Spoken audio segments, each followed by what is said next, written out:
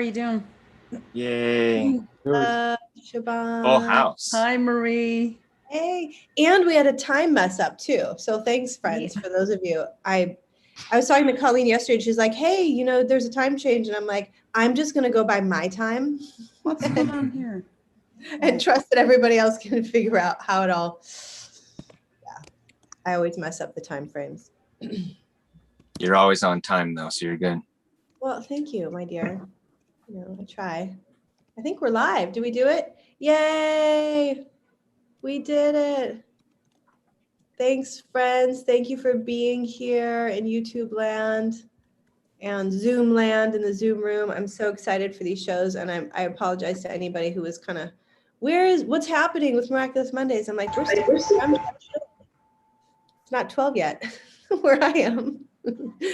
So thanks for sorting out your own time frames, and I'm super excited because when we got on the call, it was like me and Patrick and Aaron and Justin for a second, and I was so excited that I had these men.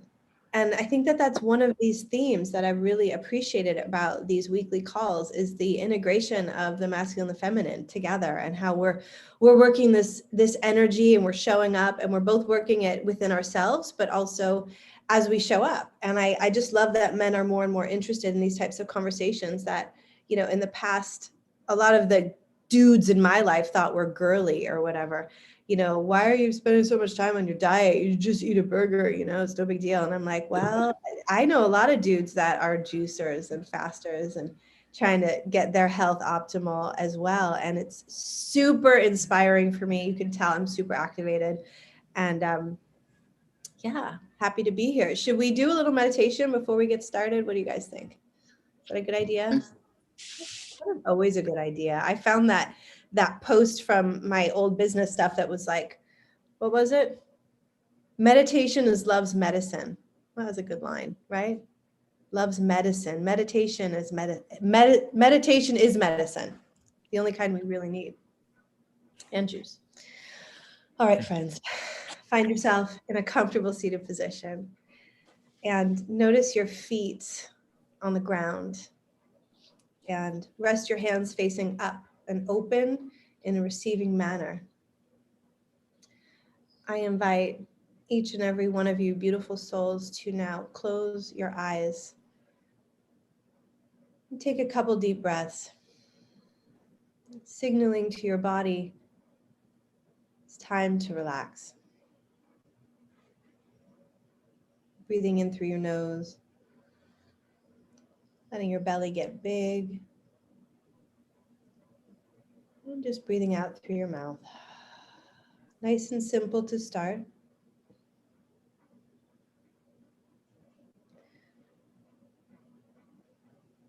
Settling into present moment, to God's time.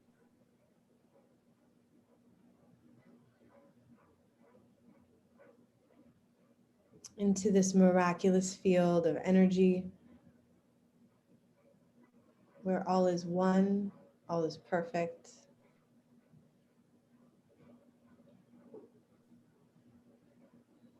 And allowing ourselves in this moment to know that this is reality. This is home.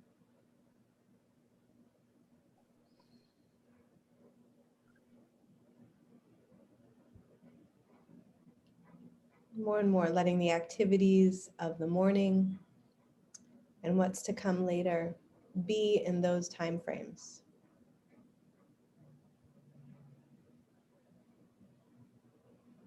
As you notice right now any subtleties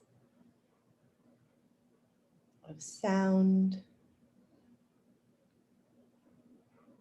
a breeze, a bird, a fan. All of it a part of this perfect present moment.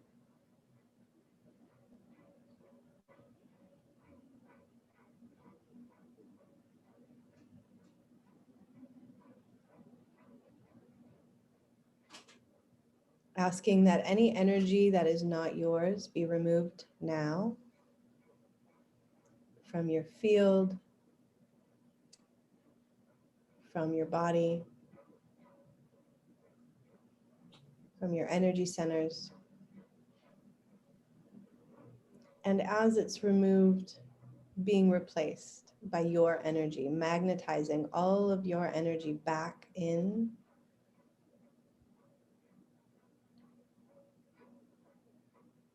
Any energy spent worrying, questioning, regret, calling back that energy of faith, trust, patience.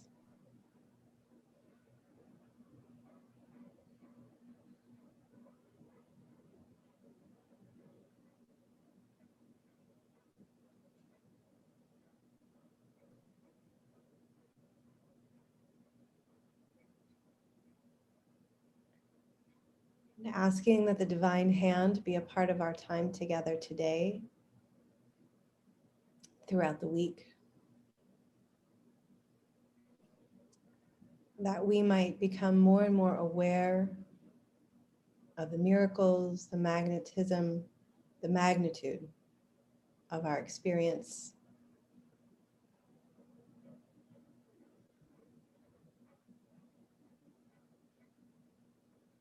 And strengthening our trust more and more that that is reality.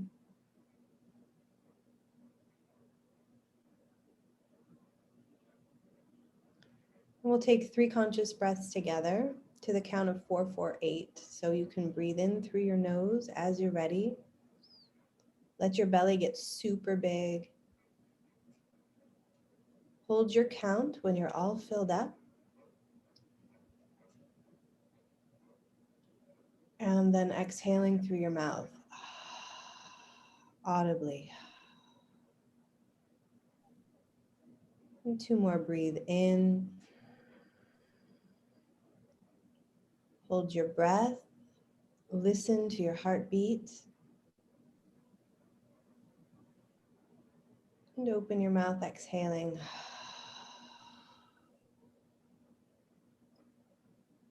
One more.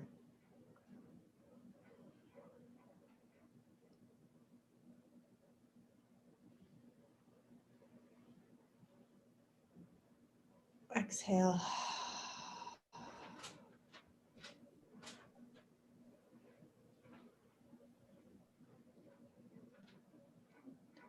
And gently bring your hands together in front of your heart.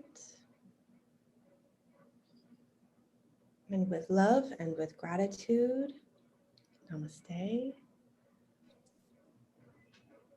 Namaste.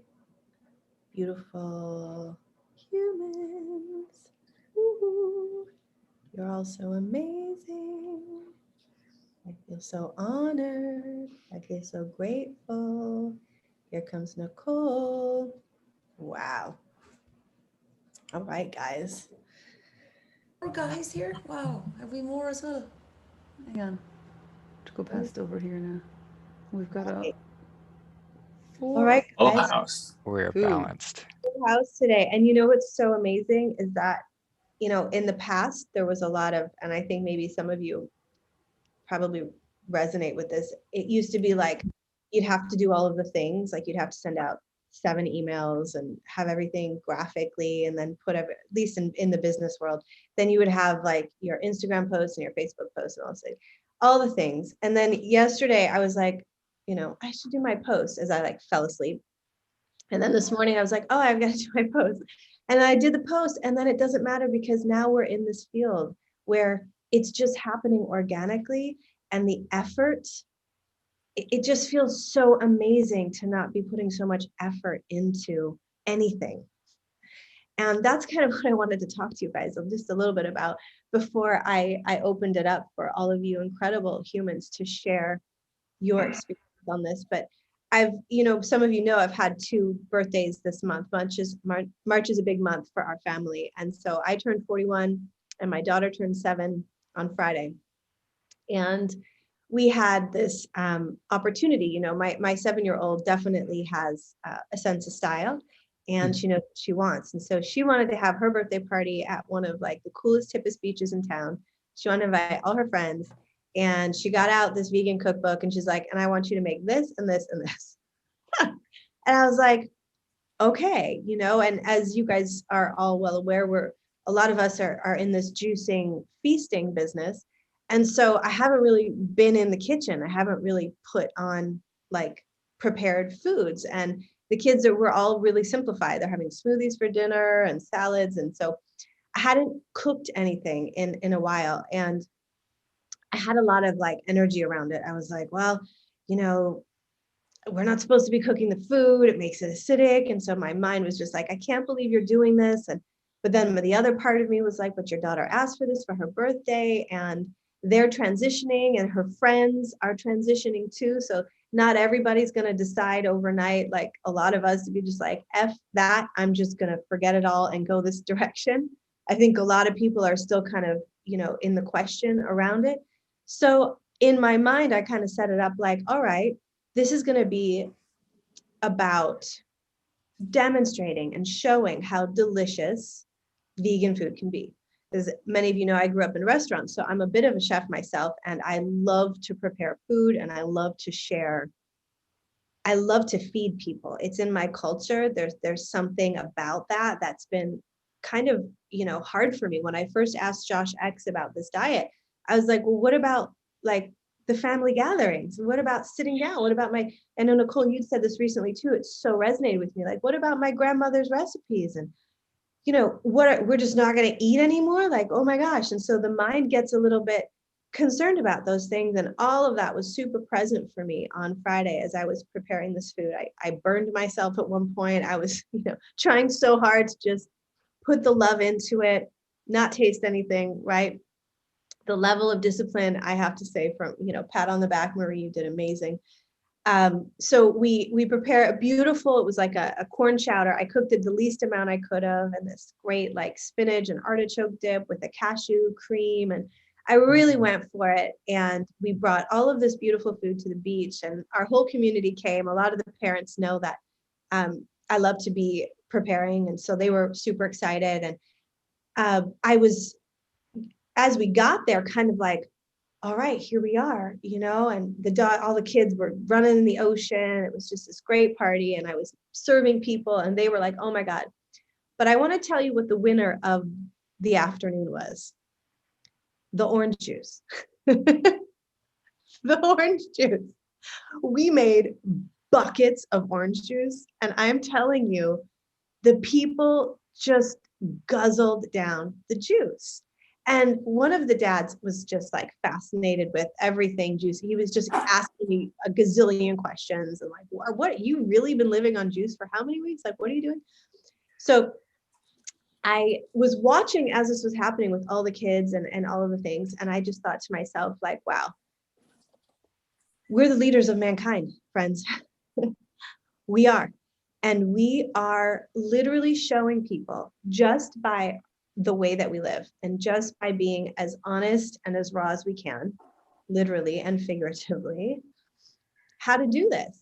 And what was so inspiring for me was the kids, really, because they didn't touch the food. It was mostly for the parents, because, you know, I see the less I'm around food, like how obsessed we are with it. How everything is wrapped up around it, like our happiness, our emotional stability, our comfort levels, just everything. And just how people get so happy around it. And it brought me happiness on a certain level to like be feeding them. But the kids could care less about that. They just wanted more juice and more ocean.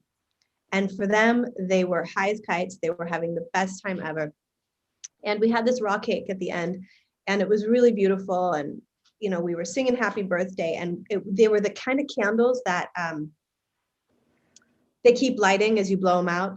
And so one of them fell, and I was like, oh, this is a situation. Like, one of them fell, and it was in the middle of everything. And I was like, this is my mind going, is this going to be a situation? And I thought to myself, I need a cup of water. And so I grabbed the cup. We didn't bring water. We brought Jamaica water and orange juice. And I literally, guys, it's on video. I'm going to show you the video on Facebook. I took the empty cup and I went like this, and somebody poured water in it, like without anything. It was the kind of miracle that happens when you're just in the flow. Like, and I just kind of held, and Mal poured the water, and I stuck my fingers in the fire, took out the candle, put it in there, you know, da-da-dum, happy birthday. She blows it out. We had such an amazing, amazing party.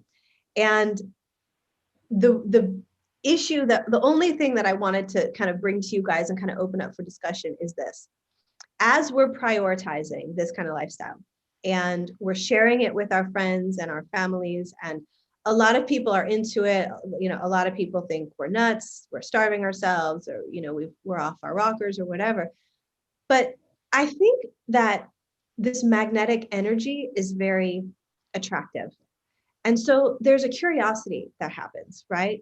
And people are kind of like, well, this is interesting. And so we were hanging out with some other friends later in the weekend, and there was food involved, as there tends to be, right? It's such a cultural thing. Like, let's get together and da-da-da.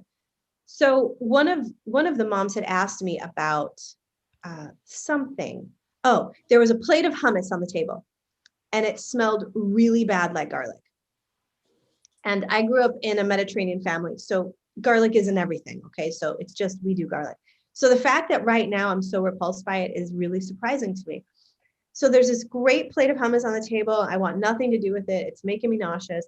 And someone said something like, don't you want any? I said, no, it's the smell of it. You know, and she said, well, there's garlic. You don't like garlic? And I said, you know, garlic's actually not that good for you. And, you know, I kind of gave her a little bit of a riff. Well, there was a 9-year-old at the table, and she goes, wait a second, garlic's not good for you? You know, because her family's cooking with a lot of garlic. And her mom goes, well, you know, we can't take anyone's word for it. You know, you can't just take it, you got to do your own research. And I go, great response, right? So the daughter goes, well, do I look on the internet? And the mom's like, well, that's a good starting point. And I'm thinking to myself, I'm just going to sit and breathe. I'm so open to hear your guys' feedback on this, because I didn't mean to red pill the table. Like, I didn't mean to like cause a situation about garlic and to upset a 9-year-old who likes to cook with her parents in the kitchen. And that's a part of their, you know, their habits. That's kind of what they're up to. But it definitely brought up something. And it's got me kind of thinking, you know, we have a parents meeting later with our community. And I know that I want to share, like, guys, what if we looked at the kids at school and we said, look, maybe just from 10 to 2, we try and just keep them on a frugivore diet. Like, I'm going to pose that today. So please send me some love on that, because that's going to be a little bit interesting. But it's just 4 hours. And I would like to donate a juicer to the school, so that there's only 14 of the kids, that they can make their own orange juice. Because Friday night, all the kids wanted was the juice. I'm packing my kids watermelon and apples for lunch, and whatever mango stuff whatever fruits and veggies we've got. And they seem to be doing great. My 4-year-old is like such a better human, like such a better guy, such a lover. Like, he loves his mommy. He just wants to run on the beach and swim. He's so much more vibrant without trying to feed him food, because I had those moments of like, oh, I have to feed the children, right? Because I'm Lebanese. That's what we do. We feed everybody. And it's fine. They're doing great on this. And I just think that it would be interesting, you know. But the bottom line is that the parents and the kids are going to have some harder discussions. And the bottom line for me is that we can live adapted. We can be adapted. We can adapt to the diets that we've been adapted to. You can eat all of the things, and that would mean you're adapted. Or you can shift your perception, which we would call a miracle, and you could come down to your roots and to who we really are as frugivores, and who we want to be when we grow up. And that's literally stepping more and more into our authenticity, isn't it? It's like we're at this crossroads, and so many of us, it's so beautiful to see you guys. And we're, you know, probably a little bit more further down the line. A lot of people are just now deciding, well, maybe I'll stop eating eggs. Maybe I'll stop that. Great start. Please do that as soon as you can. Just start there and see what happens. Let's just keep going. But we're at this crossroads, and we pay a very high price for living this adapted lifestyle, don't we? I mean, I certainly did. I'm now trying to get rid of a cancer tumor based on this adapted lifestyle that wasn't authentic. And the more that we step into our authenticity, the more it really does repel people. We talked about that last week, didn't we, Erin? It just literally, people just want nothing to do with it. It repels them, but then it magnetizes all these other folks to us, which is fantastic. But the emotional component of it is kind of what I want to share and talk with you guys about today. Like, what are we doing about this? Are we just going to keep red pilling people? Are we going to stop talking? Are we, yeah, it was like to this 9-year-old girl, like the grown-ups in the room are going to have some harder conversations because we have addictions and we've become so used to them and they're so normalized that something like this looks like the threat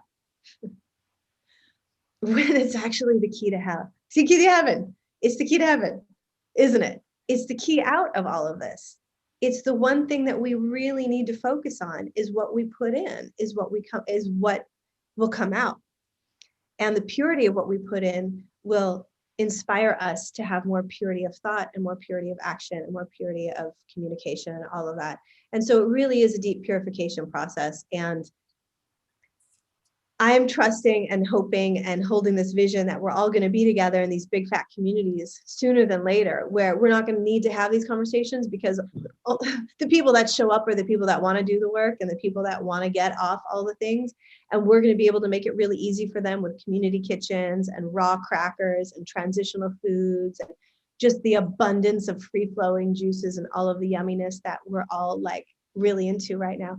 Now I'm in my second day of just, the lemon water, and I'm really digging this one. I'm just like, you know what? My body doesn't even want juice anymore. It really wants a deeper cut. And it's fantastic to just keep watching the guidance and listening to it and trusting it and knowing that I am changing. And even this doctor I saw today, part of the reason why some of you were looking for me was I was visiting a quantum doctor who comes through here. And it's so chill. It's like I go to my friend Anna's house. It's not like you go to a doctor and you fill out all these forms. You just go, you meet the guy, and he's so wonderful. We've been seeing him for a couple of years. We lay down, he does this right. He's been checking my tumor and the size, and now it's calcifying. He said in the last month, since I've really gone for this, it calcified 7 to 9% more than it has for the last 2 years, which is great. This is what we want. We want it to get hard as a rock so that it keeps disintegrating. And it's incredible that he's fascinated. You know, he's a little bit of a chunker, so he knows that, like, you know, we're up to something. And Danny's, my husband, is literally like, you know, we're just tripping out on this whole situation. But it's very inspiring that this is such a gift, and it's seen as such a weapon by so many. And that really has to do with where we're sitting in our minds.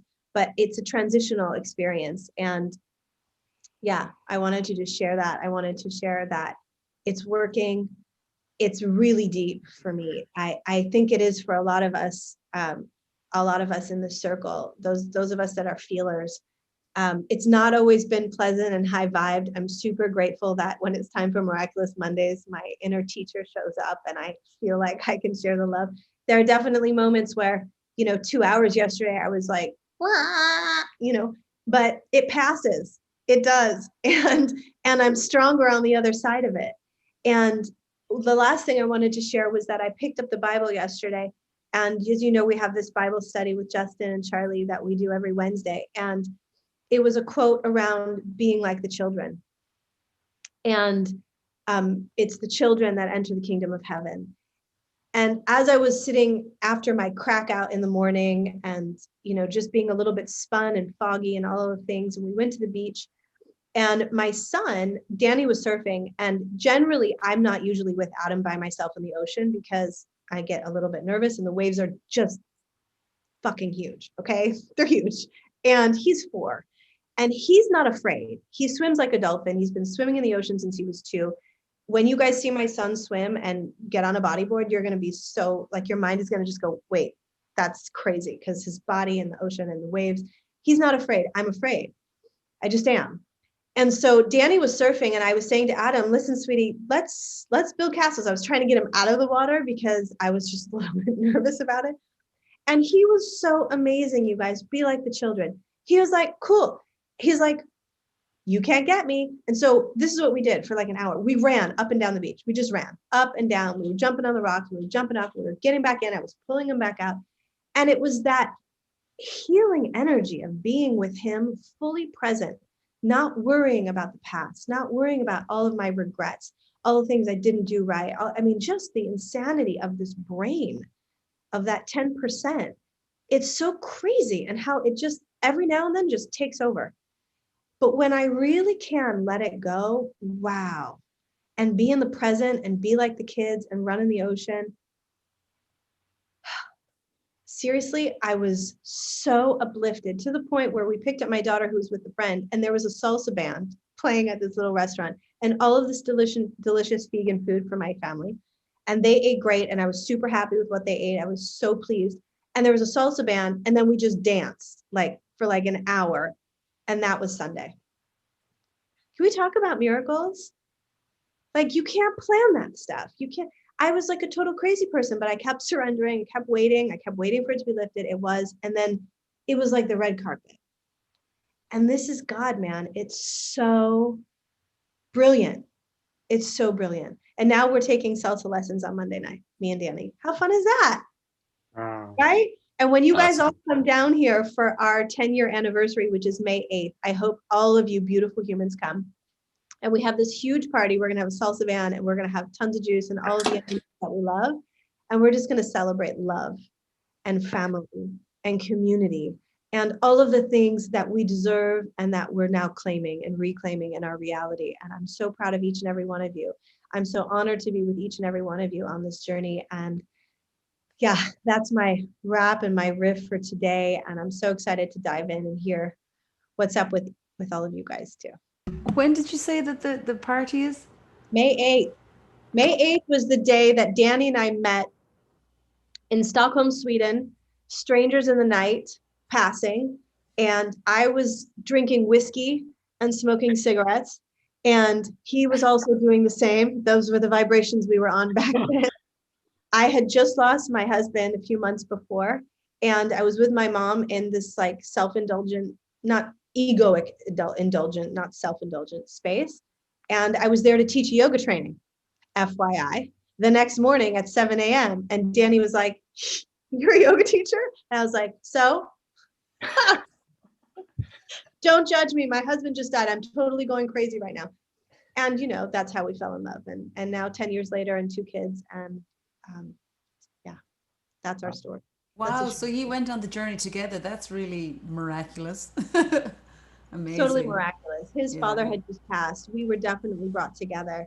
I wasn't supposed to be in Stockholm, but my friend who I'm actually interviewing tomorrow, and I hope you guys can come and play on the live for that.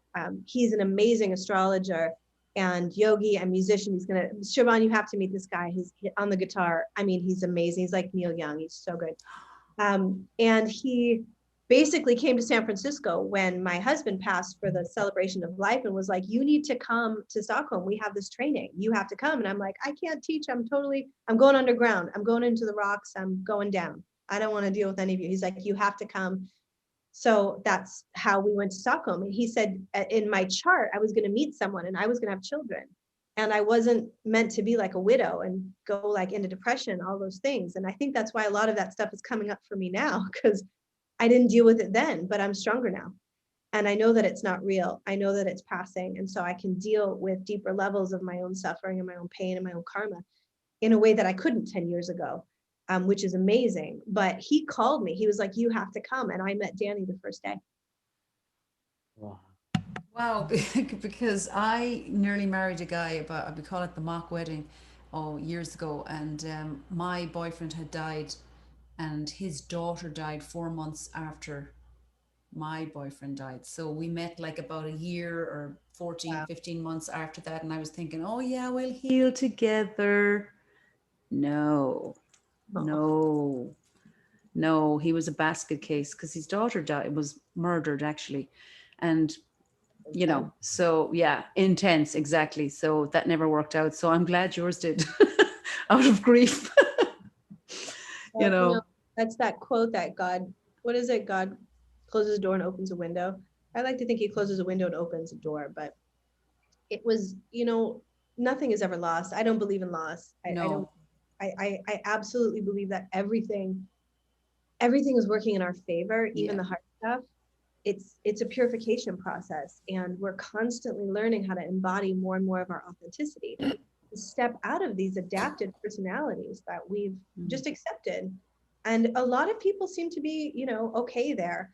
And that's where I'm struggling sometimes still, and like, not wanting to take everyone by the shoulders and wake them up like that, because it's not my job. I so get that intellectually, but it's a little bit of a transition also for us in terms of how we're interacting, because I just want more miracles. And I know that I'm attractive to people. I know people are like, wait, what are you doing? Like, and they want to, but when you realize the magnitude of it and the level of healing, like, this is the ultimate healing. It's everything. There's no way around it. You're going to run into yourself at every which way. You can't get away from it. You can't hide in the food. You can't hide in anything anymore. You're just you, yourself, and I. And it's beautiful and brilliant and complicated and difficult, but worth it. And Yeah. I think when you believe that you're worth it, and you take back your own worthiness and your own position as, an innocent child of God heading home where you belong in heaven, then you're willing to do whatever it takes. You're going to let go of all of the baggage. I keep trying to bring in my luggage. I've spoken about that in the past too. I keep trying to bring in all my bags. And he's like, dude, you got to let that go. I'm like, really? But it's so pretty. He's like, no, it's not. It makes you crazy. Or it makes you attached, or it possesses you. Aaron had a great line. No, your possessions possess you. Someone said that recently. I think it was Aaron. It was powerful. Very good. Yeah. A Yeah, lot nothing of is lost in the eyes of God. Yeah.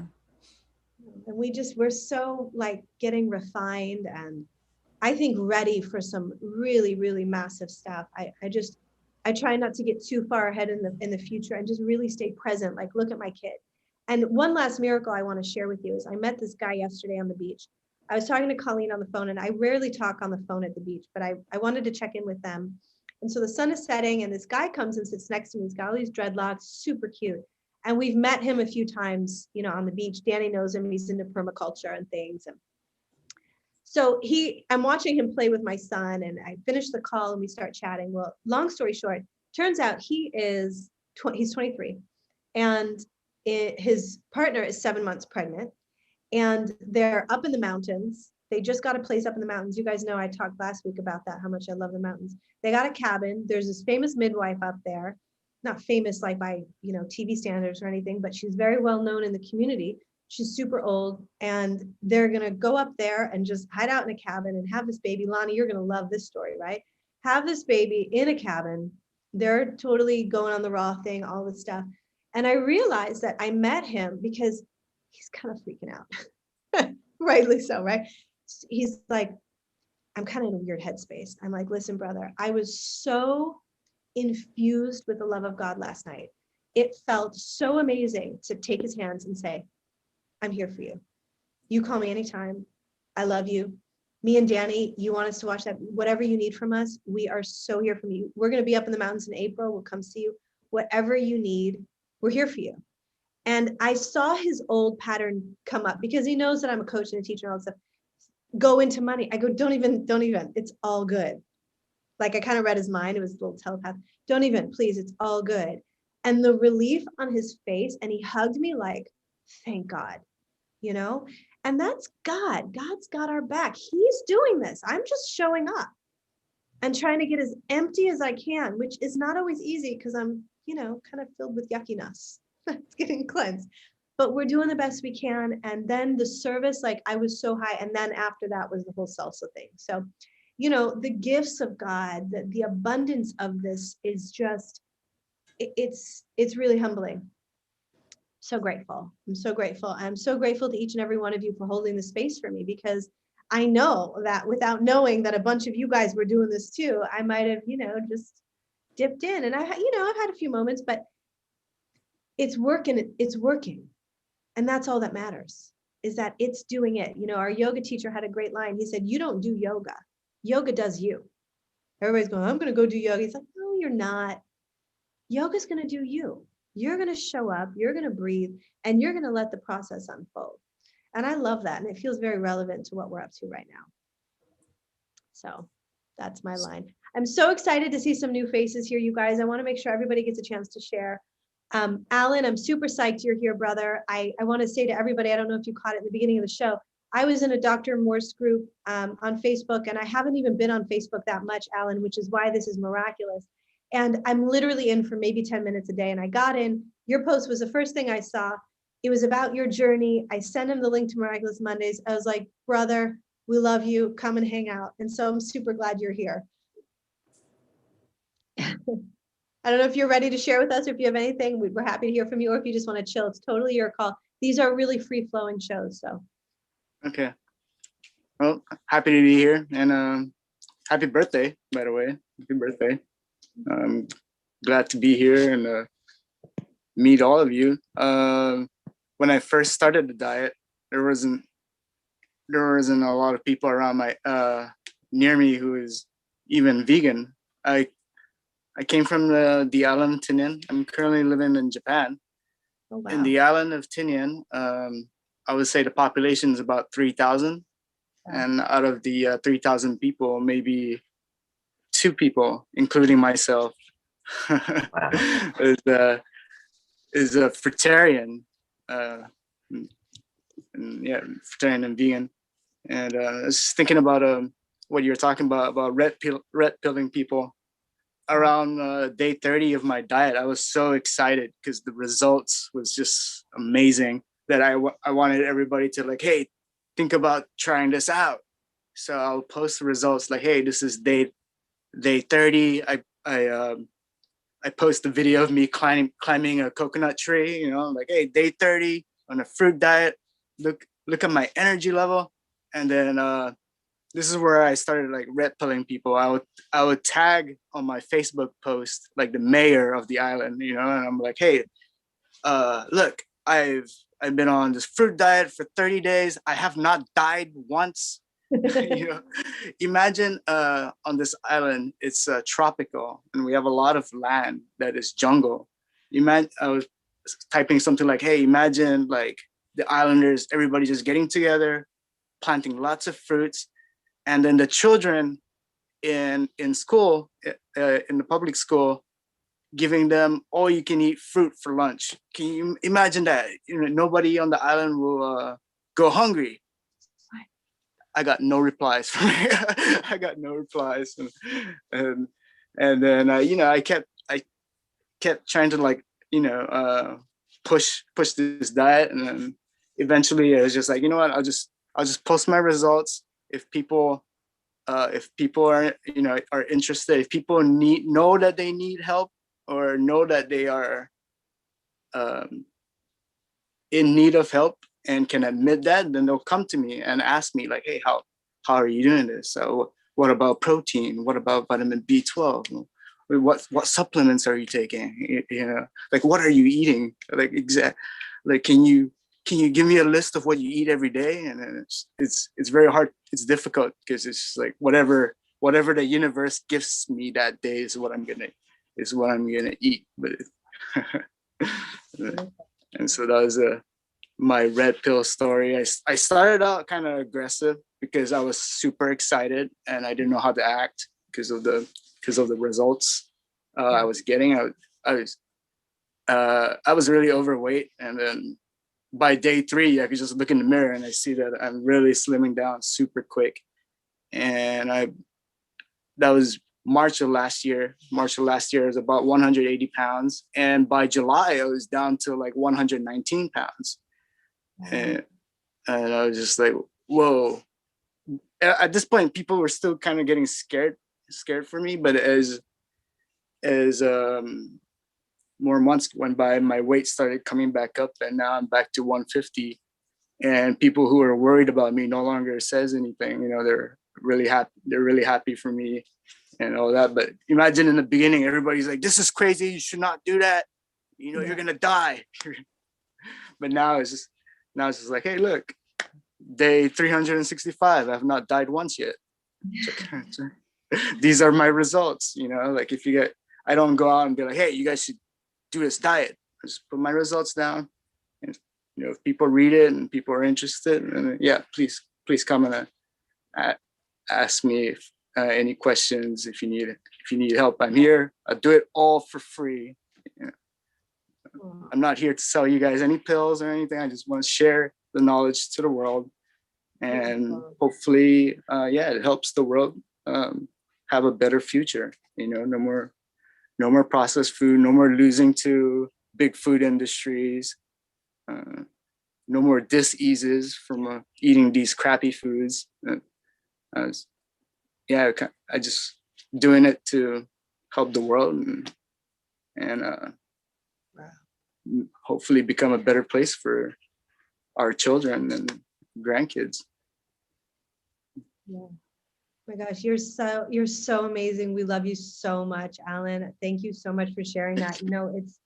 It's like, wow, everybody here is just literally virtually hugging on you. We're so proud of you. We're so honored, because you're a leader. And I think what you're showing is like, look, I'm just going to keep demonstrating. I'm just going to keep showing how this works. And I so resonate with you around the excitement, because it's like exciting. You just want to tell all your friends, and all your friends think you're like, you're a crazy person all of a sudden. You're like, but I'm still me, but I'm like more me, I'm more me. I'm more authentic. I'm more raw. Like I'm really feeling this. And it's a very interesting line to kind of dance on, because it really is out of joy and out of excitement. And did you know garlic was bad for you? Like, I didn't freaking know that. Like, we're just learning as we go. And it really makes these types of communities, I think, so much more powerful and so much more empowering, because we know that, even if it offends somebody here, we're all in this and we're all here to be offended, because we're trying to off-end our egos, right? That came up in our last show. We're trying to get our egos down. So those of us that are here, we're willing to be wrong. We're willing to say, well, I just, okay, well, I thought I needed protein, or I thought I needed to feed my kids protein, all of that. And then we learn as we go. And I love that about being a parent too, Alan. You said about really, this is for our kids and for our kids' kids. And my daughter on her 7th birthday said to me, Mom, my kids are never going to even know about me. I was like, right on. She's like, because she can't wrap her little head around why we would kill animals to eat them. Like she's just getting that right now, and that she used to eat them. And like yesterday, she had this beautiful mushroom burger. I was so proud of her, like on lettuce things. And it was really like, okay, she's transitioning, but she's like, my kids aren't even ever going to know that as an option. And I thought, that's the plan. So we're doing something right, friends, each and every one of us. We're doing something right. And that's what this is about. It really is about the children, you see, because they're the teachers. My son yesterday got me out of like a nasty rabbit hole. Why? Dude, let's run. Okay, let's run.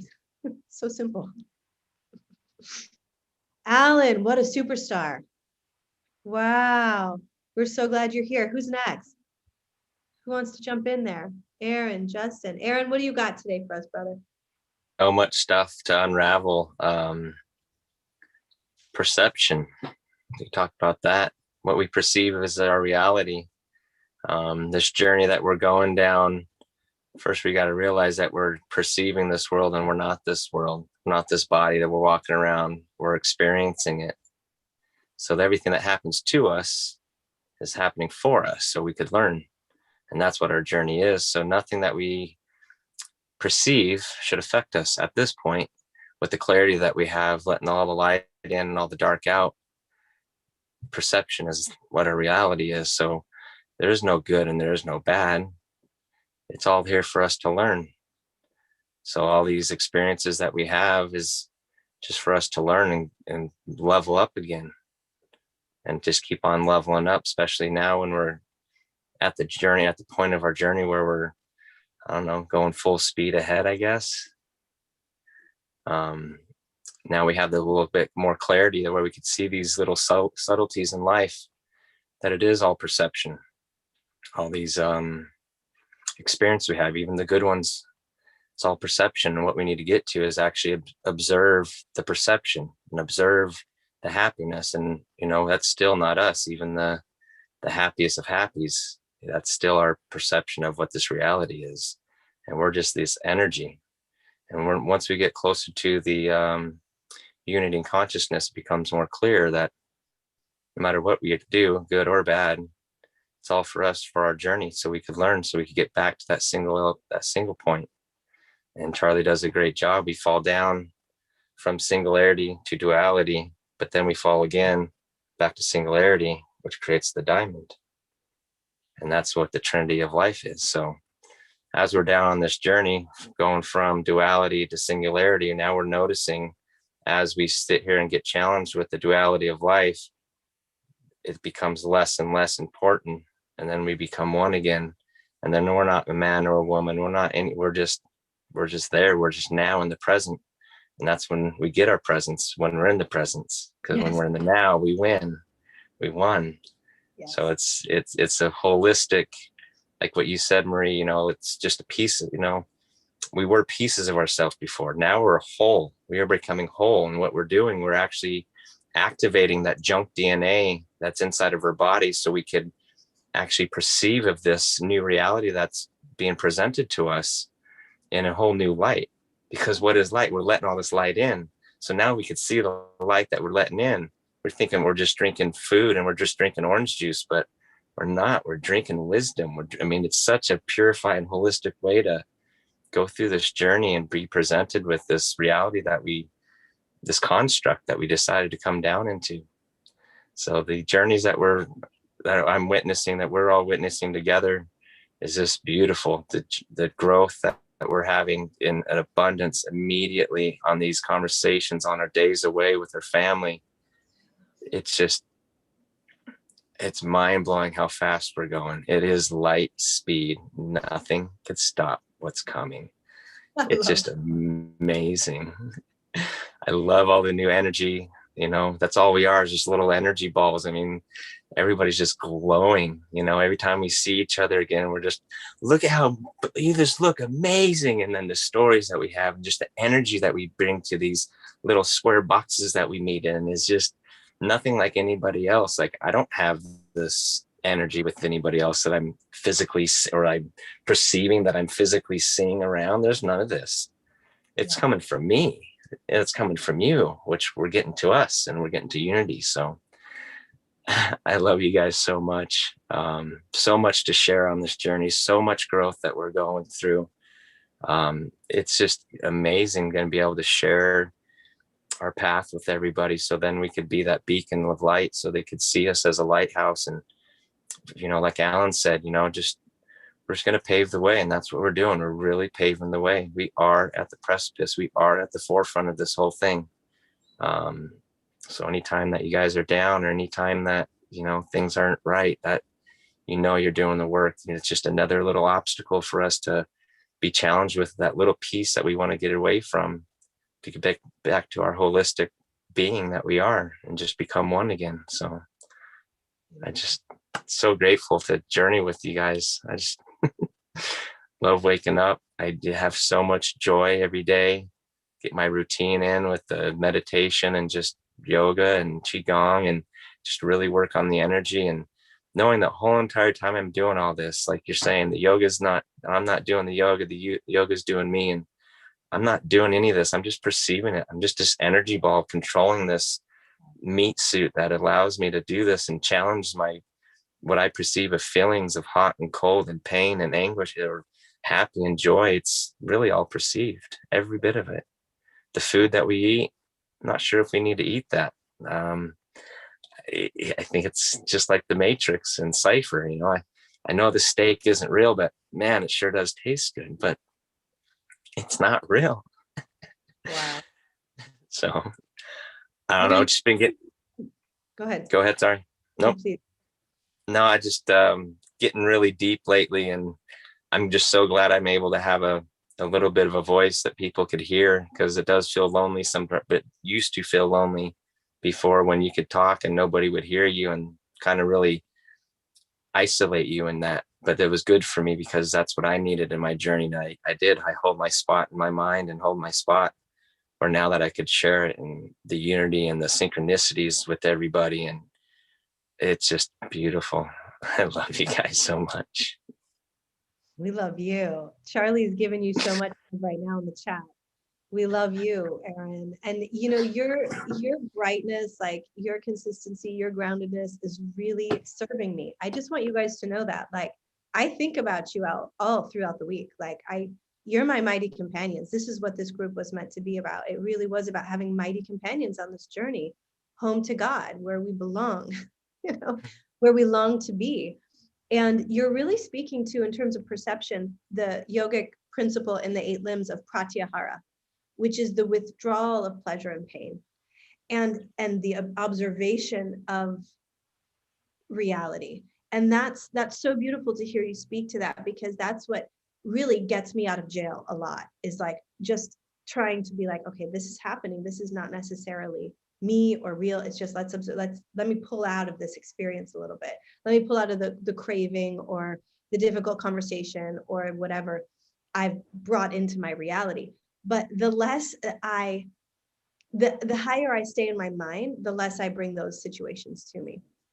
And if they do come, still, let's say random or whatever, which is not, time has slowed down, because I'm seeing it more like it's a curveball, ooh, here comes a curveball. And I can decide.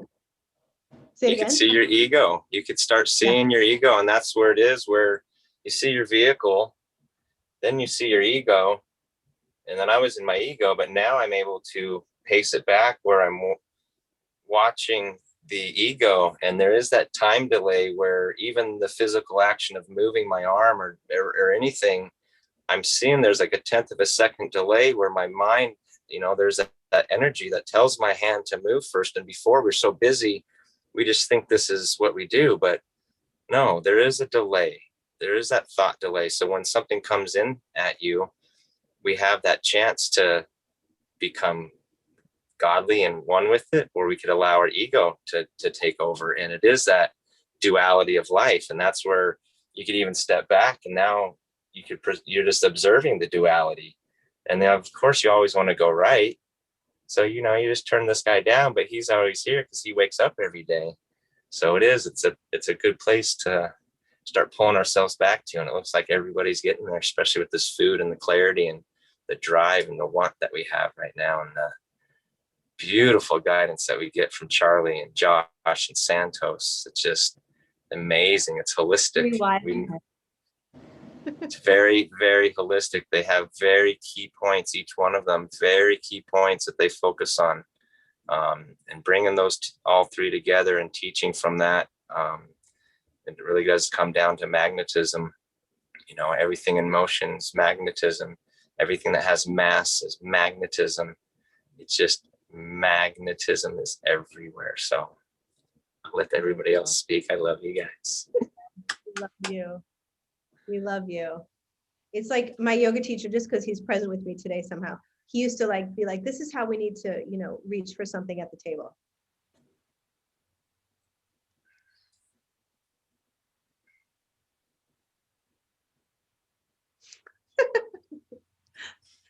Just like super slow motion. Go ahead, Nicole. Share with us, you beautiful soul. Hey, everybody. So just as Aaron was talking, I was thinking about time. And, it's funny because when we went to get on this call today, Marie hadn't changed her time, like in Mexico, the time hadn't changed yet. So we were off a little bit. So the idea of time is kind of around me right now. And Aaron, as you're talking, I'm just thinking about just that pause. And, you're talking about how you practice Qigong too, like just the pause and the intentionality in us doing things. And then Marie, you just started doing your demonstration about reaching across the table. But in that slowing way down, and this goes back to like 2 weeks ago, I think we talked about the slowing down of everything, the slowing down and the becoming the more intentional, more informed person, where you're able to make decisions about what you're going to put in your mouth, how you're going to breathe, who you're going to interact with, what you're going to say. I think that so many of us, and I want to talk for society in general at this point, is, we're so fast and we're so automated. Like we're instinctual, we're reactive, we just go at it. We put whatever in our mouth, like that's where the eating has come from.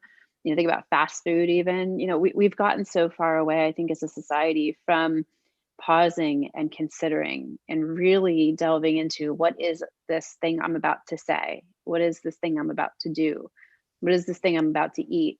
And this goes back to over the weekend, just a really quick story. We had my daughter's birthday. Marie, we had birthdays here too. So we had my daughter's birthday party, and I just put out a spread of mostly all raw foods to do a salad bar kind of thing. I had to cook a couple of things that she requested for me to make. But for her birthday, her little sister had gotten her a coffee table book about Greece. She's obsessed with Greece right now, the country. And so she's paging through it and looking at foods, and some Greek food is beautiful, and then some of it's like lamb. And she was like, Mom, do people really eat lamb? And I was like, I mean, yeah, I guess so. But my sister-in-law was sitting there and she was like, wait a second. So when you eat lamb, are you actually eating like a lamb? And like, what is a lamb? Like a baby? I mean, this is how far we've gotten from knowing what we put in our mouth, is considering that the word. Oh no. We lose that disconnection. Where did it come from? How do we do that? To the point where we really don't know what our food is. It's kind of baffling to me. But as soon as we take that and we start to question, like your daughter was saying, Marie, why would you kill an animal? I always go back to when I talk about eating animals. I'm like, would I ever do it myself? Like, would I go out and would I hack the head off of a chicken and pluck the feathers off of it and somehow dissect it and cook it? Heck no, I would never go through that. I would starve or pick berries any day over doing that. And so just taking that pause to consider the actual thing we're about to do, it's so small, and so it's such a basic practice, and it's so simple to do, but how often do we do it? I guess that's what I was gathering as I was listening to these little tidbits and having my own experiences. Time, pause, intentionality, really just taking the time to learn more, to have the conversation. Some of the things we talked about at my family gathering, because I don't get together that often with my brother and his family, but they came over and just having the conversations, it was kind of awkward because they were like, well, why are you eating like that? Are you just trying to lose weight? And I was like, no, no, this is what I believe is good for me. So I'm just doing it. And my children are beginning to do it too. My little one really is. And my oldest one has eaten like this for a long time. She's been pretty much vegan for a very long time. And then one is not quite on the bandwagon yet, but it's really hard to communicate. I haven't gotten my words yet to communicate it because it's so in my heart right now that it hasn't come out into like the verbal part yet where I can communicate what it's doing. But I think what we were saying a little bit before too is what is the saying? Like the proof is in the pudding. It's like, all I know is I feel a lot better. I have a lot more energy, and I'm so stinking clear that I can feel into things now that I couldn't feel into before. I don't need to think as hard. I don't need to talk as much. I forget who was saying this. Oh, I think Alan, you were saying it about like wanting to kind of convince the island that they need to do something. I'm finding that when I try to convince, I don't as much. I just pull back. Even at my family gathering the other day, I was like, you don't really need to know why I'm doing it so much. I know why I'm doing it, like it's something where I'm learning boundaries around that, where there's value in just being a little quieter and just living it and not necessarily preaching it. Yeah. So just all these like clarifications that are coming up based on being more clear in my intentions about pausing. I think pausing is really important. I just think it's cool that the time right now, like this whole conversation today started for me with like confusion over time. And time and space are such an ethereal fake thing, like if I heard somebody say today, if they are able to just switch the time, like be like, nope, it's not 12 anymore, it's 1, then what the heck is time if we're able to so easily maneuver and like manipulate it on a clock? Like what is that? Like if they're able to do that, what else are they able to just change? And the only other thing I wanted to say was knowing about our food, like just encouraging everyone to really research like what is in my food. If you're not ready to go vegan yet, then find out like what did it take for that to come to your home. Every day when we pray as a family, I always pray that we ask for blessings on all of the hands who have brought that food this far to our table. So whether it's the farmers or the truck that transported it to the grocery store for me to buy it or whatever, but we pray that that there's blessings upon all those who have brought this food to our table. So just what did it take to bring that food to your table, to get that orange to your house, if that's what you're doing, or to make that cheese, or to, gosh, God bless this person, but one of the people I follow on Instagram, somebody that was a friend of mine in the past, posted a photo the other day of 2 big steaks. And he was like, yeah, grill master. And I was just like, wow, okay. But what had to happen for those 2 steaks to arrive on your plate? You know, like what was the impact essentially? So just being so much more mindful about how are we going about our days, I guess what I'm gathering most from our conversation today and where I'm at in my life. Beautiful. Thank you for that. I think that's an important point. Like, it's a great place to start. Like, what happened before this moment in time to get to this moment in time for us to partake of whatever we are partaking of. That's a really powerful statement. I feel you, Nicole. I love how you're saying too, that you're like, it's like you're in the first trimester. You know, I feel like sometimes I'm like that too. I'm not really sure to tell everybody I'm pregnant quite yet. Like, you know, at least with you guys, I'm like, woohoo, we're having a baby. But like, you know, it's I'm nurturing this. And when I feel the vibration is an attack, or like, what are you know, then I don't, it's like, you're better just to preserve it. And I think that's what I'm learning too, you know, just to like, okay, this is for me right now. And it's really just clarifying. It's parting the Red Sea, right? I mean, it's big stuff. The virtues have been huge. Yeah. Patience, kindness, slow down to go speed up. Yeah. We're seeing that in our body as well. As we're slowing our metabolism down and our systems, you know, I don't know if anybody went in a water fast or anything, or felt the dizziness maybe when they're getting up, or they're just in the juice fast. Your body starts slowing down, your heart starts slowing down, especially when you get into the air and the water fasting. You really start paying attention to how fast everything's going, and you really start slowing down, and you start realizing you don't have to move that fast, and you get so much more done and so much more accomplished by just being in the now. Because like everybody's saying, things just happen. Quit trying to force our reality and just be. Yeah. In the now. Just be here now. Great book. Remember Baba Ram Das? We're all leading each other home, he said. We're all leading each other home. Beautiful, you guys. Wow. Marie, Please, how are you, babe? Hi, love you guys. Did I miss something? Are you pregnant? Yeah. Oh, when you just said, oh, I can tell you all that I'm expecting a child or whatever. I'm like, what? Did I miss something? No, you know, the weirdest thing though, Lonnie, like now that I'm really embodying my energy and like getting rid of so much of my stuff and my ego. And I really think that my ego on some level wants me to win, like wants my higher self to win. I think my ego's exhausted. I think my ego's kind of like, you know what? This girl's fucking crazy. She's not listening to me. I'm tired of her. I just have at it. You know, I kind of feel like that's my ego right now. But the more that goes away, the more I've actually thought this was the vibration I often felt when I was pregnant. Like just that sweetness of being, of so like in that mother energy, so held. And I wish I would have enjoyed it more. Like I'm trying not to have regret or anything, like, but I actually thought recently, I mean, I would have a baby here. I saw a pregnant woman on the beach yesterday wearing nothing but the skimpiest bottom you've ever seen. And I was like, you go, girl. She was just like, she looked like 100 months pregnant, you know, her boobs, everything was just huge on her. And she was just like, you know, walking along, but she looked amazing. And I watched her swim in the ocean. I was just like, yeah, I would do it again, but we're complete and we're grateful. But awesome. For those of you who are thinking of that though, this is a great, like before I had Ruby, I was vegan for about 18 months and it was really good cleanup time. And yeah, please, Lonnie, what's up? Talk to us. Yeah, so good. How are you?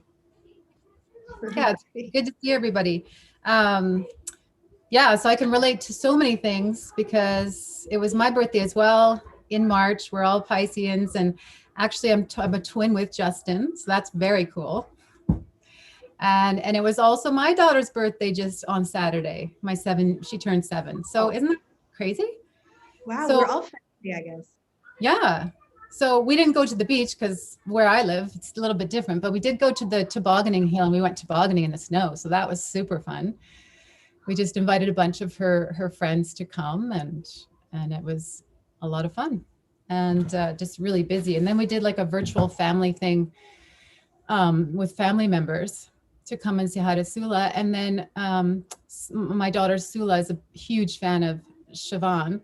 And so she requested Siobhan to sing for her birthday. And so Siobhan joined us in this Zoom, and she sang a couple songs. And like, this is just such a great family. Like, even my kids just coming now, right?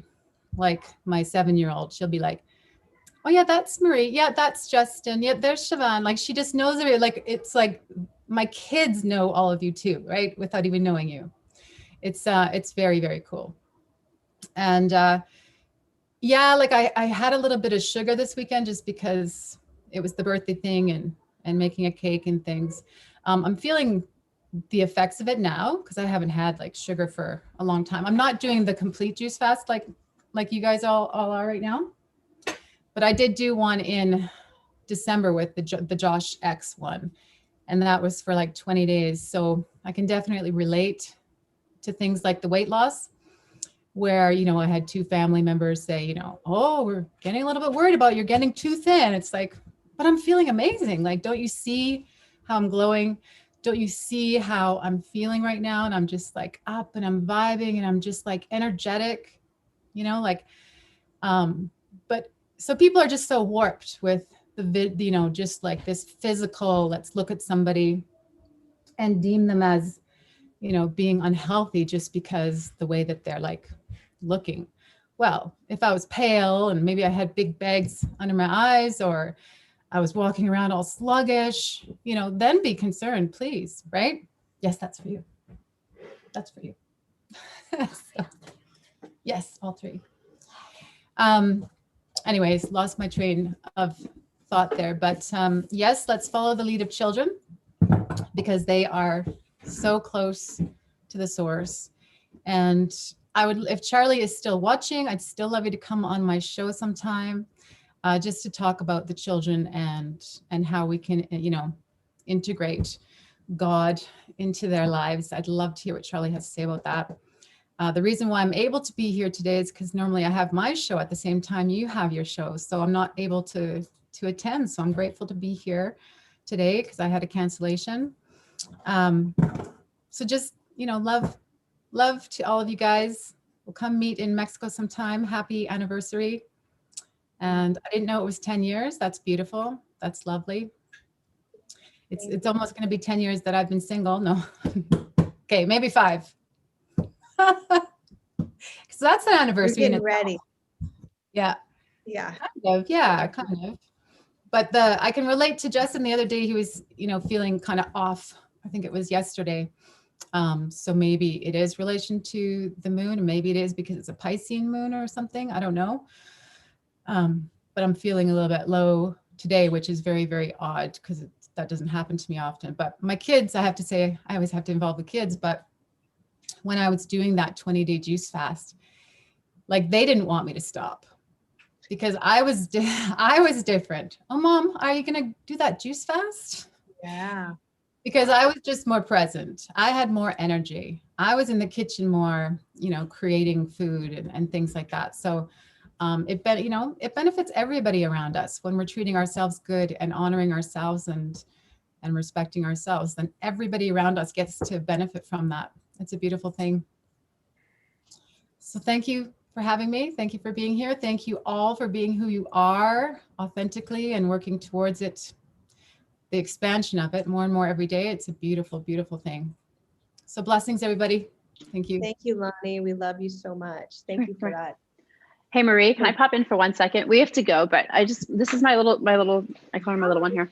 This is Kiana, and she's 11. But so if you guys remember get back over here, she's being shy.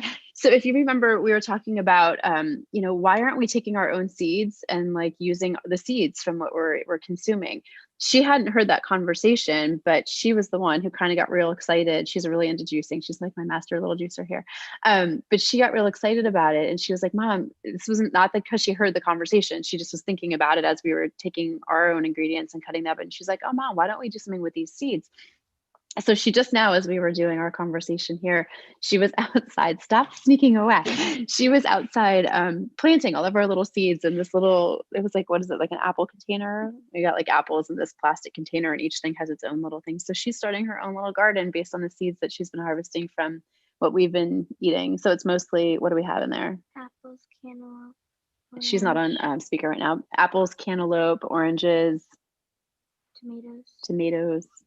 What else did you grow? Cucumbers, I think. No, I didn't. No.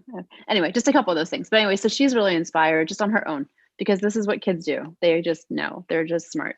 And so, all right. Thanks, honey. Anyway, I have to go because I have to get off to one of her lessons. But I'm so honored to be a part of this group and for all the inspiration that everyone shares. Much love to you all. You're so mighty. Thanks, guys. Bye. My little ones want to plant too. They get it. They get it.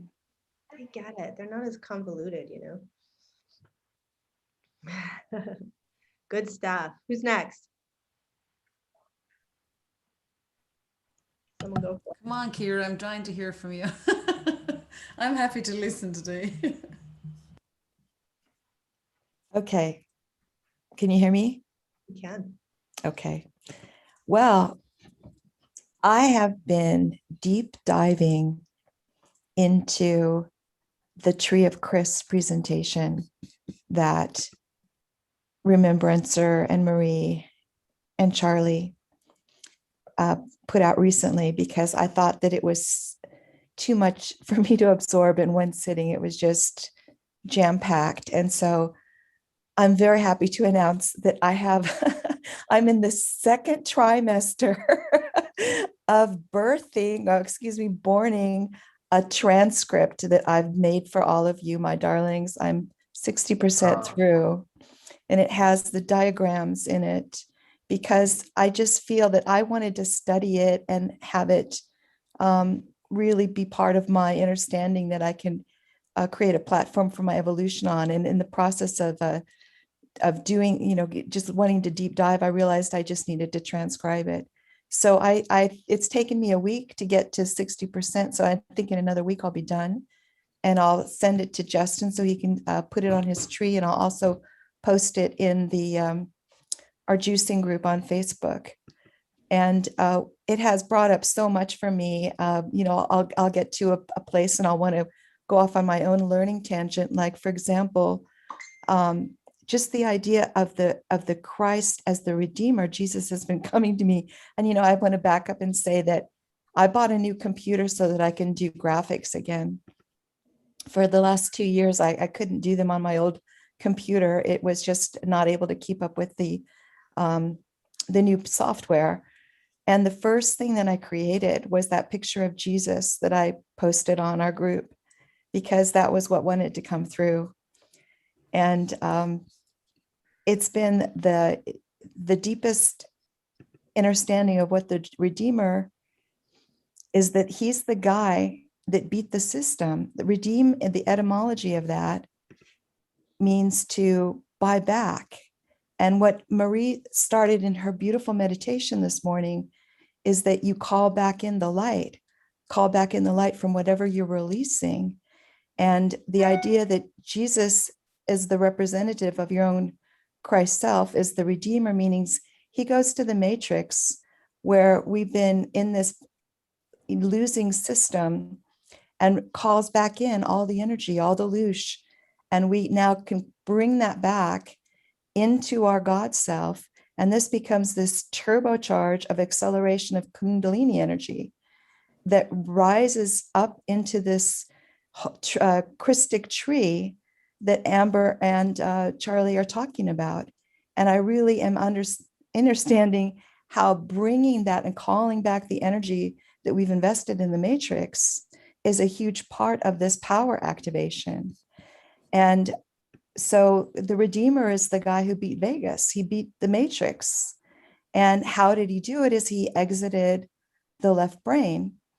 And once you do, you permanently are in this superior position to see all the, quicksand and traps and booby traps and things that it gets us stuck in the idea that we are in perpetual battle mode, which means that we've been changed to this archetype of warrior, which a lot of New Agey type people think that that's the archetype to take on, which is the perpetual warrior. Whereas I honor that archetype, and we do need it as part of the structure of our wholeness. But I also believe that it is a field that you move through, that there's something beyond it.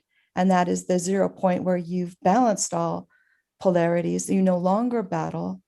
And this is part of the alchemy of what I'm creating right now. I'm writing something called Riding the Dragon, which is what Kuan Yin, the divine feminine goddess of mercy and compassion, modeled for us, that when we move beyond battling, we're no longer fighting the demons, no longer fighting our own left brain, but now we're riding it as an ally.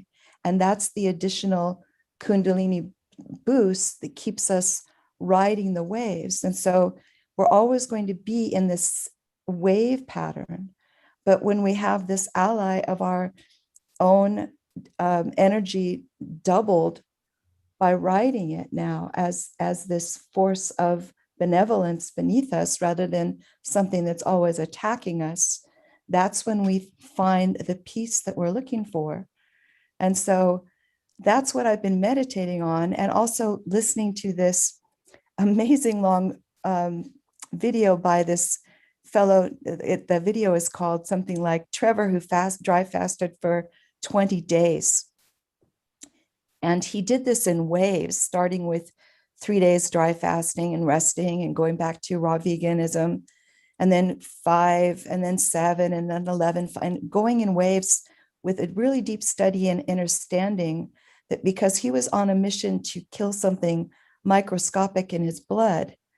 And in this Tree of Christ show, Remembrancer, if you recall him talking about something he calls the Akari, which is a interdimensional being that comes in, he believes, on carrier waves of 440 hertz.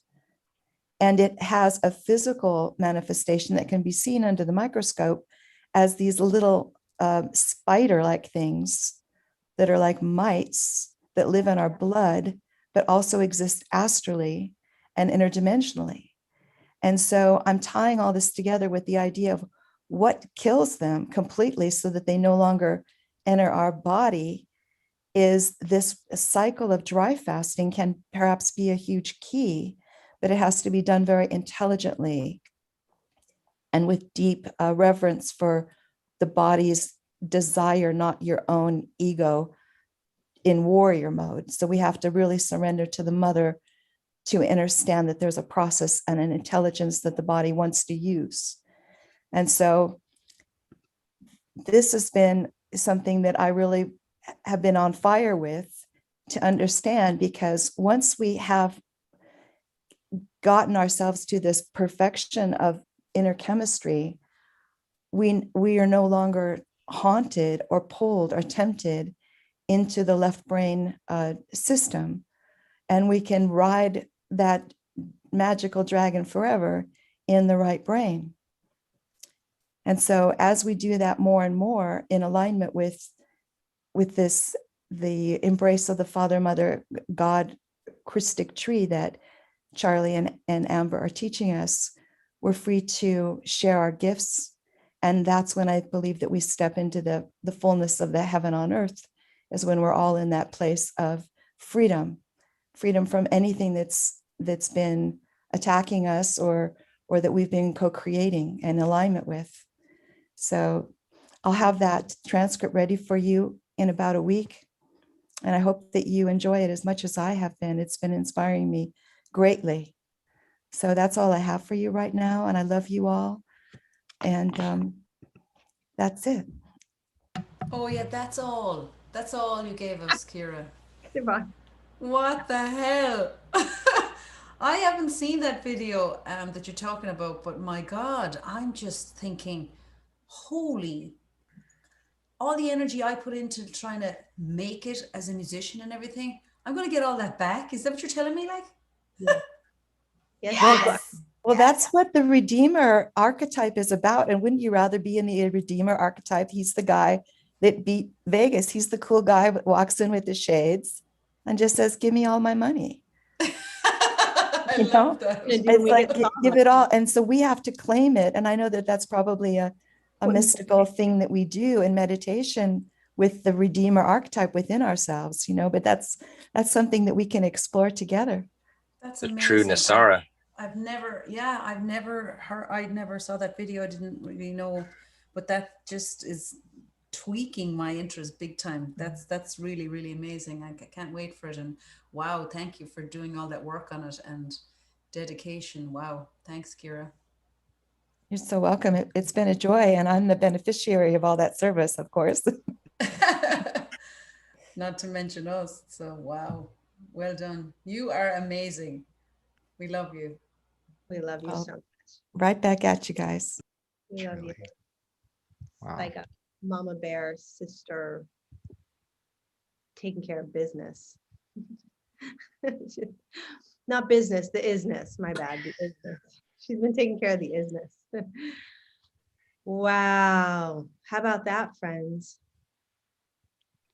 How about that? Go on, Patrick. Bring it on.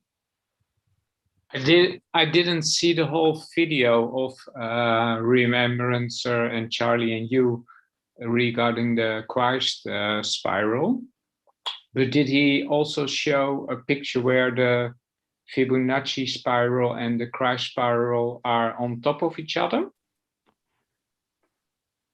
I don't know. Actually, he talks about it being the fib of no chi, the lie Yeah. of no energy, because it's a flat two-dimensional system that doesn't bring God in. And he has, you know, I can see that, the golden mean, yes.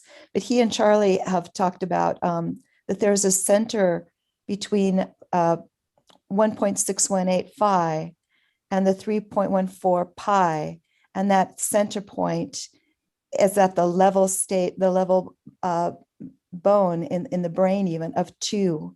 And that 2 is the Christic energy that he's teaching. So yeah, going deep into that understanding, it opens up gateways.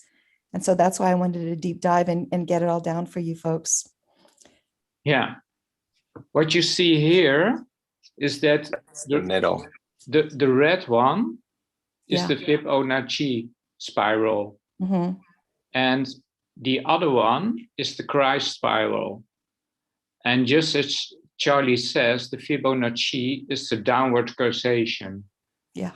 And when you have the Christ spiral, you see it's getting balanced. So this is pulling you down, and this is rising up, and this is going onwards and onwards and onwards. So with the Christ spiral, you get a balance from top and bottom. It's a bit difficult to see on the phone, but I will share the picture on with you, Marie. Then you can share it as well. Post it in the group. But it's really amazing. Representation of the magnetism. That's the red shift, blue shift.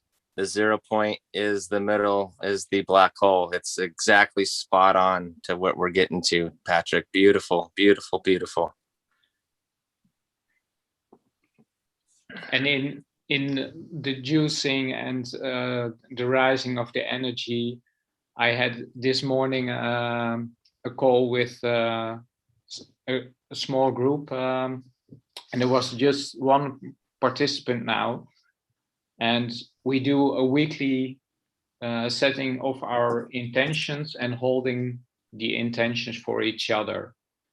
And we were just the two of us, and I said, well, I felt a kind of blockage between my shoulders, and I set the intention, I want that relieved, like that the energy will flow again.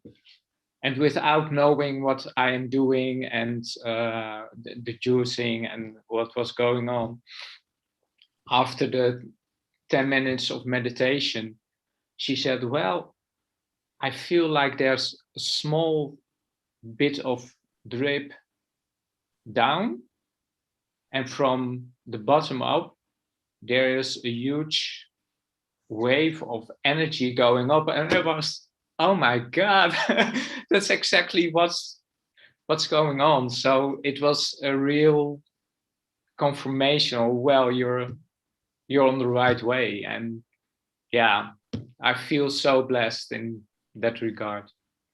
Beautiful. Beautiful. You know, I just love all of in how it's all, the truth is the truth always and in all ways. It's just the truth. And I love that. Like even in the yoga tradition, they talk about the prana, the upward moving energy, and the apana, the downward moving energy. And so when I saw your graph, that's what kind of came to me. I was like, look, it's how loved we are that this information is just so readily available for us in just different ways and shapes and forms so that we get it. And now you're having that like in-body experience of really your energy moving. It's beautiful, Patrick. Way to go. I feel you. Geez, Patrick, send me that meditation, will you? I think I have a root chakra problem I need to burst out of. We need to be doing more yoga in our community, and we're going to start in April. We're going to have some classes in April. Danny's going to teach a little. I'm going to teach a little. We're going to do that. And because it's a great tool. It's just move it around, move and breathes, twisting, really good, you know. We just had I do amended sun salutations every morning, and God, great. if I didn't, I'd be nowhere I'd be. But I still feel stiff, you know, not stiff, but just I don't know. I'll get there. You need some anyway. heat. What? You need to come float in the ocean. I do. I badly need to do that. Oh my God. Yes. You're just painting the most beautiful picture of where you live. I'm like, the mountains as well. Like, oh my God. I have to go. I just have to go. It's amazing. All right, Justin. Bless, babe. Hey. Yeah. Wow. There's so much today. It's been such a privilege to just be an observer into this incredible conversation. You guys shine so brightly. It's amazing to witness, truly. But there was a thread I wanted to kind of weave between some of the conversations we've had today, and starting with kind of what Kira was saying about how, and it simply put, you know, because the truth is simple, and I love just getting back to that. The truth is so simple. If it's complicated, it's not the truth. The truth is absolutely so simple. And the simple truth is we have two choices. We can return, we can ascend, we can grow closer, we can grow into that unity, or we can descend, we can move further away, we can separate. And so those are the two directions we get to go at any point in time. And so kind of what Kira was mentioning about parasites and things that manifest, these are just, and then looping in what Aaron was talking about, how everything's happening for us. This is all just manifestations of things to show us what it feels like to separate even further. So the further we go, the more of these things come into our being, the more of these parasites and these diseases and whatever else start to manifest and show up in our lives to demonstrate what it's like to separate even further.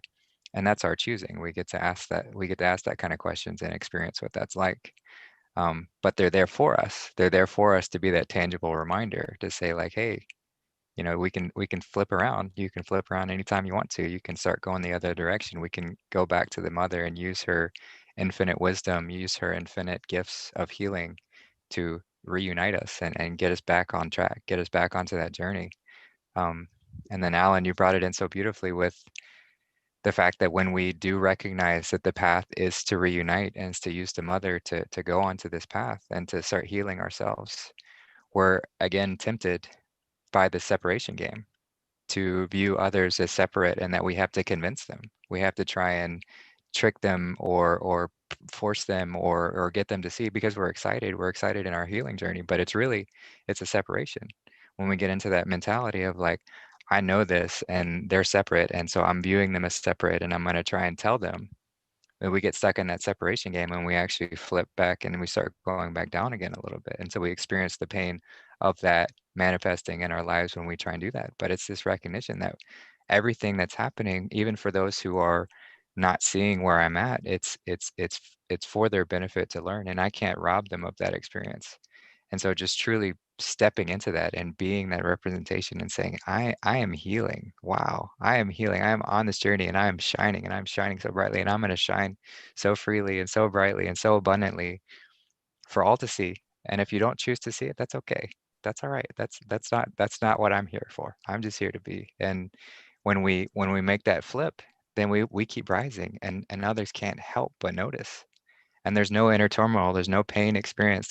There's just that abundance that flows, and people are drawn to it. That's that magnetism that we speak of so clearly and so often. It's that magnetism that just pulls people to us and drives us into this path where we're all going in that same direction, and we're all reminding each other of it, without any sort of ego has no part in that, because it's all about that inward journey. I'm not concerned about the external. I'm concerned with the internal, and working there first, and then everything else flows. And so I just saw that kind of tying together, and it's just such a wow, what a journey we're on.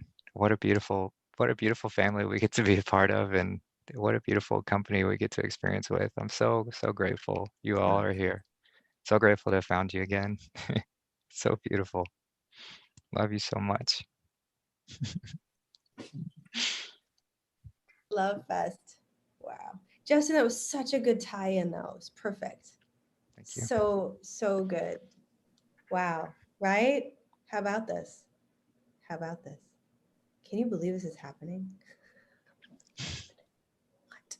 And what Justin is saying is when I want something from somebody else, they have to do what I am doing because I'm enthusiastic, I'm still trying to find something outside of myself. And when I connect to myself, I had an awesome conversation with my mother this week about vaccination, and she knows I have a different viewpoint. And at the end, I said, well, it's not about being right. And I felt, well, what's going on? I felt it's about, I feel love and compassion and care for you. And when I speak from that level, I'm speaking from the heart and not from the mind and the ego and wanting to try to change or alter things, and just accept the other where the person is and saying, well, I love you and I want the best for you. And then she said, well, I love we have this kind of conversation. And that's wow. And it feels like more at ease, as you, Marie, was saying, when we have to struggle, we go against it's hard work, and when we relax into it, and just as Aaron said, just be instead of doing. Beautiful. So true. So true. You did great with that conversation. I am not maybe that advanced quite yet on that topic, but I'm getting there. This conversation has been great for me though, because I want to be more mighty. I don't want to keep dipping down. And that's what I find myself doing. And that's so true. It's the minute I fall into the trap of separation, Justin, I needed to hear that today. Thank you for that. Because it's like, we know these things. It's not that we don't know that, but it's the practicing of them in the moment, and the slowness and the ability to see the curveball coming, to slow down enough and not to be, wrapped up, and to be clear and focused on love and reality, rather than, all of the moving parts in the movie that we're watching, and all of the different stories that are playing out, and all of that. So way to go, Patrick. Yeah, I'm going to have a loving, compassionate conversation soon with my mom. I can feel it. And when you feel like going down, you can use the joy of using it as a trampoline to go higher. Siobhan loves trampolines. I do too. I love trampolining. I got my little rebounder too, so I can do it outside now. So I'm helping the lymph as well. Wow. Right on. Like a trampoline. That's a great line, Patrick. I love that. And then do the splits at the top. Oh, Lord, you guys are so awesome. Is there anything anyone wants to share? I'm going to give it to Siobhan. Maybe, do you want to sing for us, Levy? Yeah, that'd be great. Yeah, I was thinking maybe an Irish one because it's St. Patrick's Day on Wednesday. Kind of an Irishy one. But yeah, whoever else wants to talk, say something and I'll get ready. I think it's great timing because I have a hard stop. I got a parents meeting and I'm going to need all of your love because we're going to have this conversation. I love the idea, Marie, about having you bringing the juice to the schools and even donating a juicer. You're right. It's something that kids will love to do. You know, even the parents might see it as, you know, being work or whatever. It's the kids that you need to get involved. So good luck with that for sure. Blessings on that. Thank you. I'll take it. I think it might pass just because Friday, I'm just going to say my observation was that everybody wanted the juice anyway. So, and it was so delicious, and we can get a big bag of oranges for less than $10. I mean, it's a shame not to do it. It's like we've got to do this right, guys. And so I think it's going to be okay. We'll see. I just know that some people, I'm going to hold the vision of not separation, of unity. I'm going to talk to their higher selves. That's what I want to talk to. Not to the egos that are like, well, my kids need egg sandwiches for lunch. And can't they, you know, include their children's voices though? Like maybe they could take it home to their children to do a vote and include the children in it so they feel like they're part of it, right? And definitely going back to separation and community, that's what I foresee everybody in the world doing, is going back to community, relearning how to be with one another in harmony instead of the divide that's just, we've been so, you know, trained to believe that needs to be there. This big divide, we can just do it ourselves. We don't need anybody else. So, I mean, that's what I'm yearning for. And it's a big, huge lesson for me too. There's a couple options in Belize that I've been looking at. That's close to Mexico. Ish. Yeah, I think so. I'm like geographically very challenged. Me too. Danny's always like, are you serious? Like I remember being in Florence once and he knew it like that. And I was just like, what? I don't even know my way around here still. It's been almost 3 years. I mean, I can go to the places I know, but c'est la vie. It's fine. I'm okay with that. Just wanted to give a quick thanks again to Alan for joining us today. It takes a lot of courage to jump into a group and to share so powerfully and so vulnerably and to just be in it. So thank you, brother. I appreciate you. Thank you. I'm really happy that I found you guys. I know I mentioned earlier that, I come from an island, very small population, and just 2 vegans, 2 fruitarians, just myself and a cousin of mine. And it kind of got lonely at first because it's like who else do I share this information with? I want to learn more, and there's like nobody around who's doing the same thing or a similar lifestyle. And so that's where I started reaching out into the Facebook groups and fruitarian groups and vegan groups, fasting groups. And it was funny when I posted about my fruitarian lifestyle on vegan groups, and they're all just bashing me like, hey, you're gonna make vegans' name look bad. You're the type of guy that, all this, all that. And at first I would argue back like, hey man, I'm getting good results. What do you mean? But now it's like, oh, thank you for your concern. And they just wave it off. I learned to be more loving and forgiving of these people, like of others, like maybe some folks were not blessed with the knowledge or the experience, and so they speak with emotion, talking about, hey, like fruitarian diet, you're gonna have deficiencies, you're gonna die. It's a good way for you to die or make a video saying, hey, I went vegan and I almost died. And it was just like, what is going on? But I was just new to this lifestyle. I was really excited, and I was trying to reach out to everyone. And I'm really happy to find you guys. And Justin really blew my mind, saying, hey, if we're trying to convince others, then we look at it as we are separate. And it's just like, oh yeah, you're right. You are absolutely right. You gotta just let it be and be the observers, and don't really have to be all aggressive about, like, hey, I don't want to like grab somebody by the neck and be like, yo, fruits. I also have wanted to share a story because earlier we were talking about kids planting seeds and from what we eat. I did an experiment because my stool, after I believe like 40 days, my stool stopped smelling like, shit, And so like, oh, we do an experiment. I ate a bunch of tomatoes, and then the next morning I pooped in a bucket full of dirt, and I left it outside. And then 2 weeks later, tomatoes started growing beautifully without any fertilizer burn. And it's just like, oh my God, this is how in Garden of Eden, this is how we help disperse seeds. And, nature, how nature makes flowers and gives nectar to bugs and bees. In exchange, the bees and bugs help pollinate. Well, nature makes these fruits for us. In exchange, we help disperse its seeds.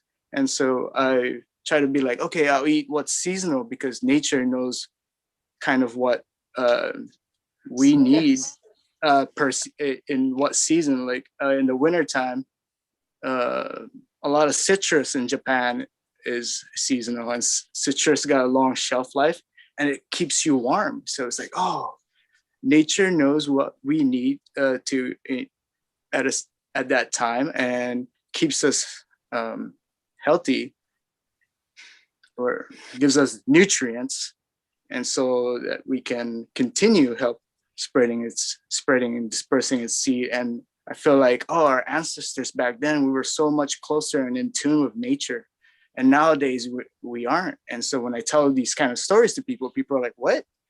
No, you need meat. You need to eat meat. You're gonna eat spam. Fruits, you can't just eat fruits. It's not, it's not healthy for you. But then it's like, oh, I understand where they're coming from, because when I first heard about the fruitarian diet, I felt the same way. I thought it was stupid. Like, hey, at that time I was doing a keto. I was experimenting with so many different diets, and at that time I was doing a keto diet, and it was working for me. I was losing weight, and that was my goal at that time, was weight loss, and it was working. And when my cousin, my fruitarian cousin, told me about the fruitarian diet, it was just like, no, it'll kick me off ketosis. There's a lot of carbs. What is wrong with you? But now, but then I'm sure he forgives me, because he probably went through the same thing. And so, yeah, when people kind of argue with me, it's like, or, tell me I'm wrong or bash me, it's like, oh, I understand where they're coming from, because I was there thinking the same thing. Yeah. But very happy that I found you guys, and very happy to be part of this group. Thank you, and I love you all. We love you. Wow, another brother in the house. Woo! We love you. We're so happy. These are love festivals. Miraculous Mondays are all about love. We just really need to dose ourselves up for the week. Super, super great sharing. Wow, tomato poop. Who knew? Yeah, real quick on the digesting seeds. Josh speaks of when you actually start taking in the seeds and let it go through your body, your DNA, your body reacts to it, and then that tree will provide you exactly what you need from your body. So those tomato plants that you planted, Alan, those are yours. Those are going to be designed just for you, because of that. The seed actually passed through your body. So any lacking that you have, that plant's going to then give it back to you, just as much as the earth provides us seasonally what we need, because just as much as when we're born underneath, right now we're in a new moon and we all kind of felt that energy. Well, that's what the plants are getting too. They're getting different energy at different parts of the year. So when we eat those, we're now more in tune with Mother Nature, because we're now getting the energy that we need at the season, at the time that we need it. So, and now when we actually start getting closer to this community that we're building, we'll have a community garden that will be our for community, but then we'll all have our own garden. That's what we'll do. We'll pass these seeds through us, and then we'll have our favorite plants. So whatever, if it's tomatoes or oranges, we'll have our own tree, and that will be especially for us because the seed passed through us. So we'll have our makeup.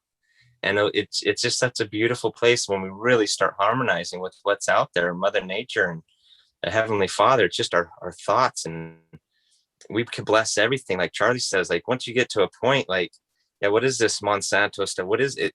It's gone, because we're at that point when you become so powerful, nothing could affect you. Yeah, you're doing the work. I mean, you're doing all these other things that allow you to be so strong. But yeah, no, going up Jacob's ladder is just a beautiful journey, and we're experiencing this, and those journeys that we're hearing from others is just amazing. And all these little pieces that we have to share with one another, we're putting other people's puzzles together for them unintentionally, because we're just here honestly being in the now. Love you guys. Yeah, make sure you pee on your plants too. That's another way to get that divine influence. Yeah. Can I pop in here Yeah, too? go for it. In the Ringing Cedar series, Anastasia speaks about this, and she says that you don't have to actually have it pass through your body. You can hold seeds in your mouth and wet them with your saliva for I don't remember how long she said. Just they sprout 24 hours. No, you don't. Oh, no, you don't have to, I'm talking about how long you hold them in your mouth. I think it's like a minute. And then also when you're planting or working in your garden, you're supposed to work barefoot. And then you have a pan down there and you hose off your feet of the dirt so you can go back in the house. And then you dump that dirt onto the plants. And then that tells the plants what you're detoxing, and they'll adjust even more for you. So they calibrate completely to us. Is this mind blowing? How our Creator God gave us the whole plant kingdom to support us. It's so just beautiful. Amazing. Wow, that's mind blowing. That's great. I was about to ask. So if we want like mango trees and avocado trees pass through us, it's gonna be that might be pretty difficult.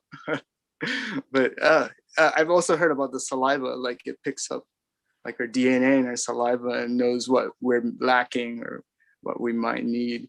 But yeah, that just blows my mind. Even because I've heard like when we detox, a lot of it comes out of our feet, and I'm not sure if it's true or not, but like when we're teenagers and our feet start to stink, right?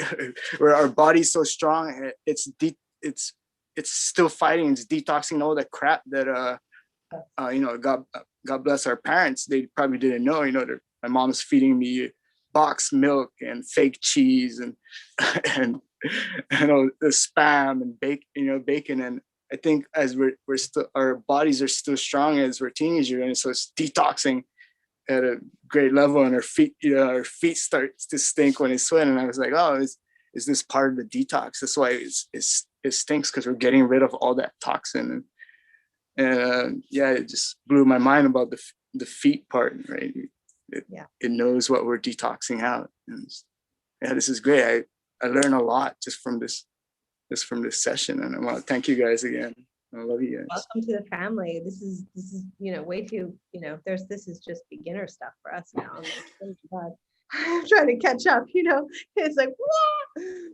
Mind's blown every single time, and I love that. And keep asking for more. Another one from my yoga teacher: ask for more.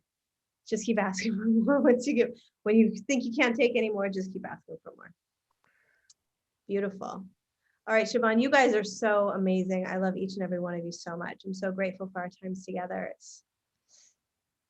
Okay, I'm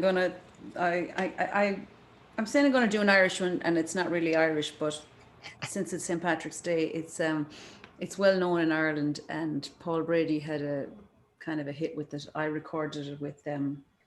I actually performed it in Boston Symphony Hall with the Chieftains, and it's called The Lakes of Pontchartrain. And of course, I changed the gender around, and some purists weren't happy with that in the folk community. But you know what?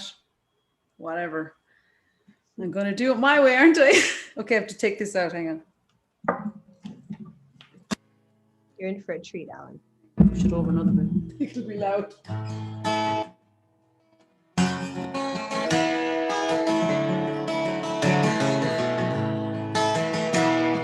It was one fine March morning. I bid New Orleans adieu. I took the road to Jackson Town, my fortune to renew. I cursed all foreign money, no credit could I gain, which filled my heart with a longing of the lakes of Pontchartrain.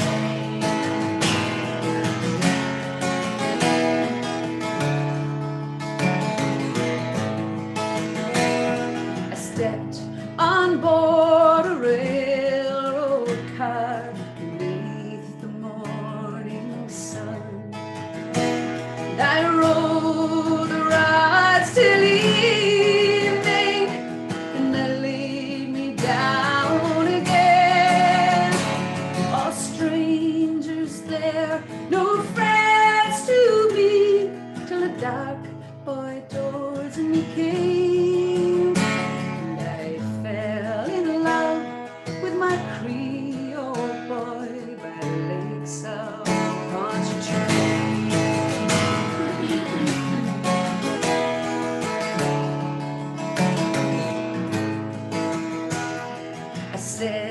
To my handsome Creole boy, my money here's no good.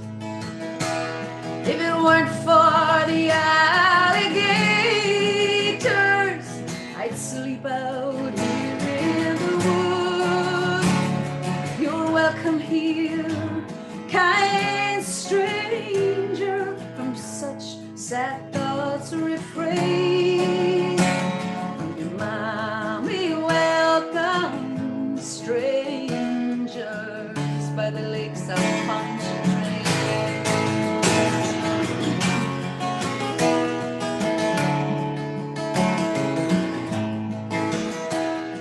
He took me into his mother's house, treated me right well. The hair upon his shoulder, like ringlets fell, to try and paint his beauty, I'm sure to be in vain. So handsome was my Creole boy by the lakes of Pontchartrain.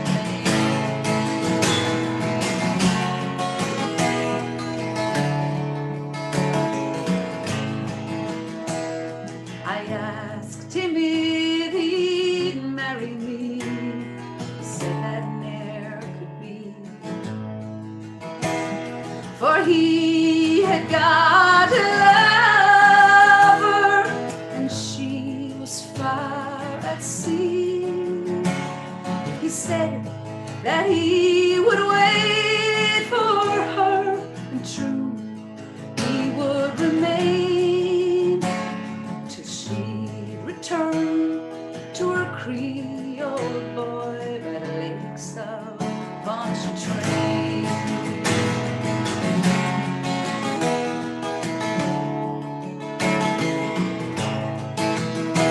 So it's fare thee well, my Creole boy, I'll never see you more, and I won't forget your kind.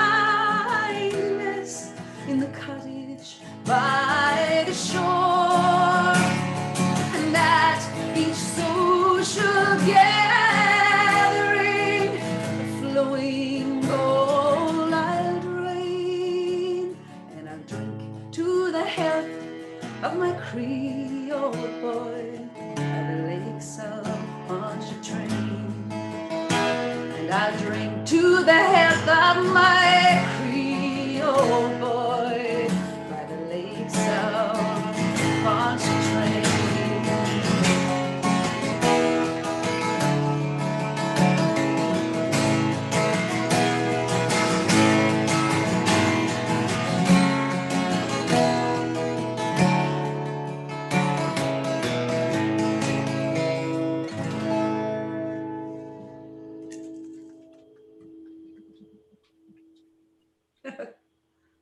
It's yeah, it's well known in Ireland, but we think it might have been an Irish guy that got lost down around Pontchartrain. Who knows? I have another one by Van Morrison if anybody wants to hear it. If not, that's fine. We can do it another time. I mean, you said Van Morrison. Yeah, let's do it. Wait, I'm a little bit out. Hang on. Down to 4:32. Come on. I knocked it out by playing the Lakes of Pontchartrain. That's that one. Okay. You can't take all the tea in China, put it in a big brown bag for me, sail right round all the 7 oceans and drop it straight into the deep blue sea. He's as sweet as Tupelo honey. He's an angel of the first degree. He's as sweet as Tupelo honey, just like honey, baby, from the bee. You can't stop us on the road to freedom. You can't take us, 'cause our eyes can't see. Man with insight, man with grand eye, knights in armor bent on chivalry. He's as sweet as Tupelo honey. He's an angel of the first degree. He's as sweet as Tupelo honey, just like honey, baby, from the bee. You can't stop us on the road to freedom. You can't keep us, 'cause our eyes can't see. Man with insight, man in granite, knights in armor bent on chivalry. He's as sweet as Tupelo honey. He's an angel of the first degree. He's as sweet as Tupelo honey, just like honey, baby, from the bee. Just like honey, baby, from the bee. Just like honey, baby, from the bee. Just like honey, baby, from the bee.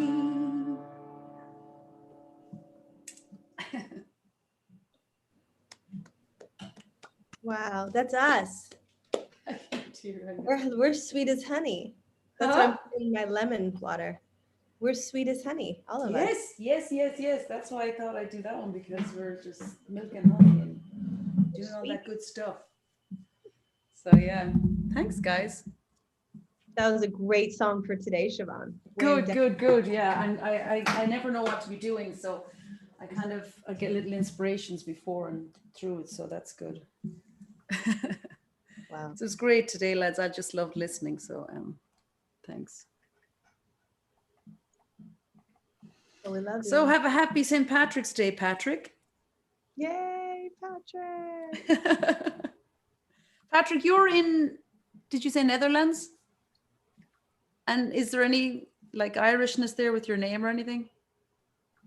No, just the only correlation I've got is Patrick and St. Patrick, though. Yeah, well, he got rid of the snakes in Ireland and now they're flipping back. So we need to get another St. Patrick now. Okay.